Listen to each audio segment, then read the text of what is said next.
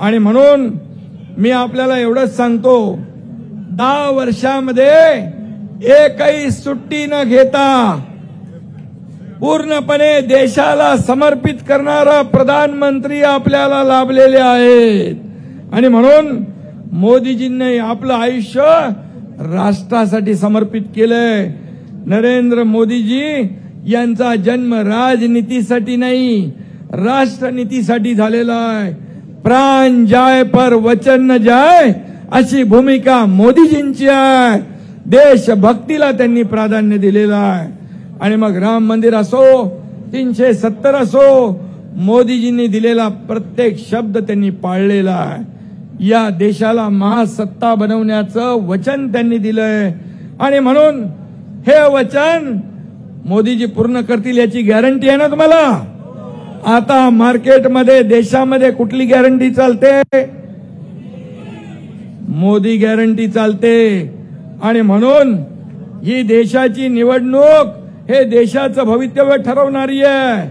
नरेंद्र मोदी हे पंतप्रधान हवेत की राहुल गांधी पंतप्रधान हवेत असा प्रश्न जर तुम्ही कुणालाही विचारलं तर त्याचं एकच उत्तर येईल, मोदी. विचार या देशातली जनता स्वप्नात देखील करू शकणार नाही. आणि म्हणून वयाचे 54 वर्ष उलटले तरी सुद्धा मॅच्युरिटी येत नाही. 20-25 वेळा पक्षाने त्यांना लॉन्च केलं. इस्रोने चांद्रयान लॉन्च केलं, परंतु काँग्रेस राहुल गांधीला लॉन्च करू शकली नाही. हा फरक आहे. हा फरक मोदीजी आणि राहुल गांधी यांच्यामध्ये आहे. आणि म्हणून एकीकडे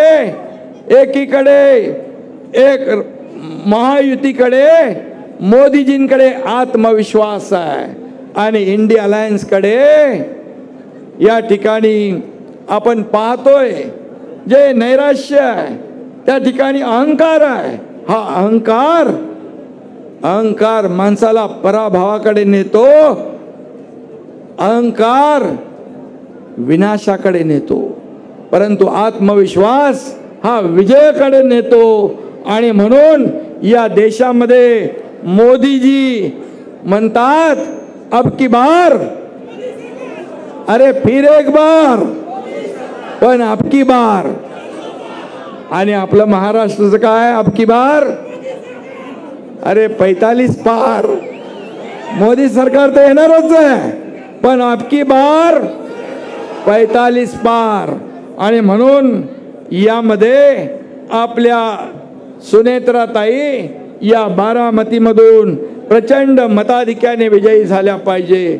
तुमचं एक मत म्हणजे मोदीजींना मत, सुनेत्राताईंना मत म्हणजे या देशाच्या विकासाला मत, घड्याळाला मत म्हणजे देशाच्या प्रगतीला मत. त्यामुळे कुणी किती काही केलं तरी सुद्धा या ठिकाणी मोदी आएगा तो मोदी ही. आणि म्हणून मी आपल्याला एवढंच सांगतो की येत्या 19 तारीख आहे ना,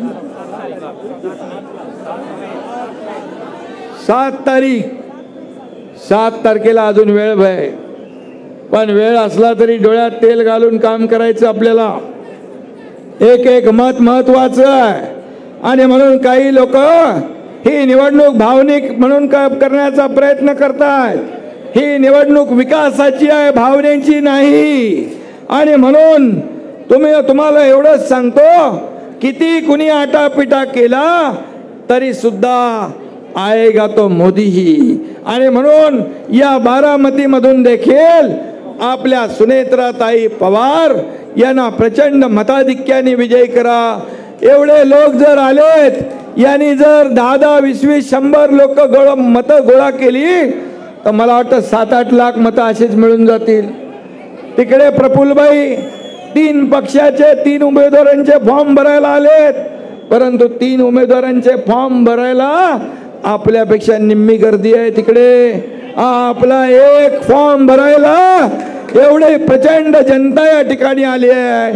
यावरून अजित दादांच्या कामाची पोचपावती येत्या 7 तारखेला मिळेल हा विश्वास व्यक्त करतो. आणि पुन्हा एकदा मनापासून आपल्याला शुभेच्छा देतो. धन्यवाद. जय हिंद, जय महाराष्ट्र. यानंतर माध्यम प्रतिनिधींची विनंती आहे, सर्व मान्यवरांनी कृपया फोटो करता या साईडला उभं राहावं. मी हलवते, घ्या पटकन.